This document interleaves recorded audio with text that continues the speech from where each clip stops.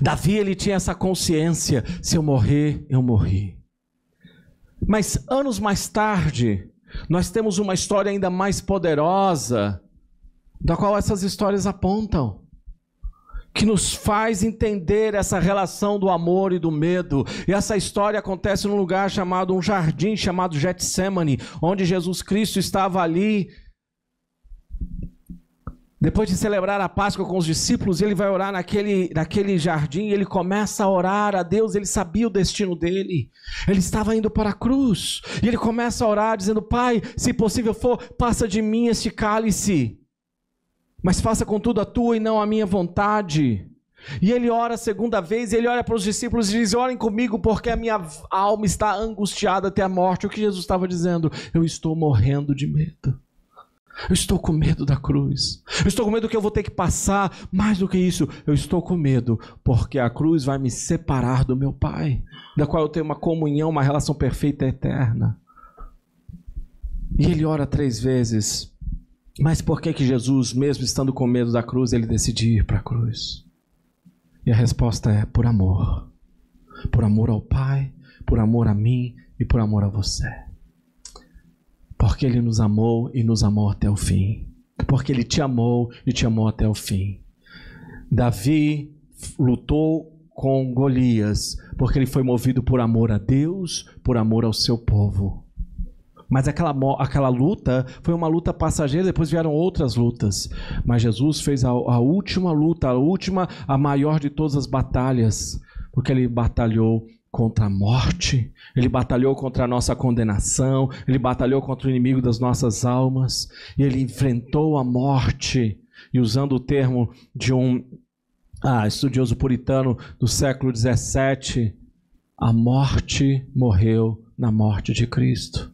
Pela cruz, Jesus venceu a morte, porque no terceiro dia ele ressuscitou. É por isso que estamos aqui num domingo pela manhã reunidos aqui, porque Jesus ressuscitou. A grande notícia que mudou toda a história, a notícia que fez com que aqueles discípulos amedrontados, morrendo de medo, que se esconderam na crucificação, agora dias depois tiveram coragem para sair para o mundo inteiro anunciar Jesus, foi porque agora eles sabiam que tinha um amor tão poderoso, que é um amor maior do que a morte.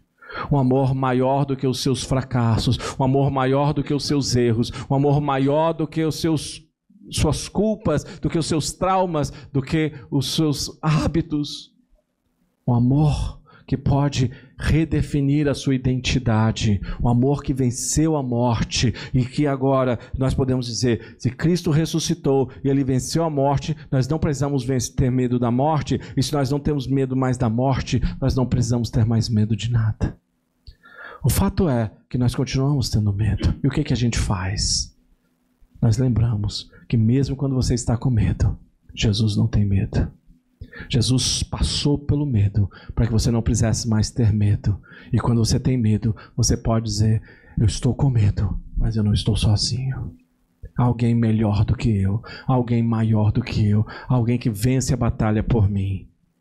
Alguém que me conhece nas minhas fraquezas, alguém que me conhece nas minhas culpas, nas minhas fragilidades, que conhece a minha identidade, que conhece o meu interior e que, mesmo me conhecendo intimamente, me diz: eu ainda te amo, eu ainda escolhi amar você, eu ainda estou aqui para você e eu ainda não vou te abandonar, mesmo que por medo você fuja. Por medo, Pedro fugiu. E essa foi a diferença de Pedro e Judas. Porque Judas, ele não traz Jesus por medo. Na verdade, o grande medo de Judas era Jesus. Porque o seu desejo era lutar contra as forças políticas de Roma. Mas o medo dele era ter um Messias que tudo apontava, que estava dizendo para todo mundo: o meu reino não é deste mundo.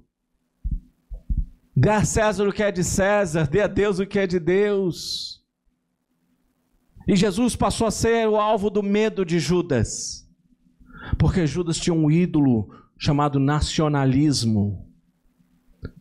Mas Pedro, ele amava Jesus.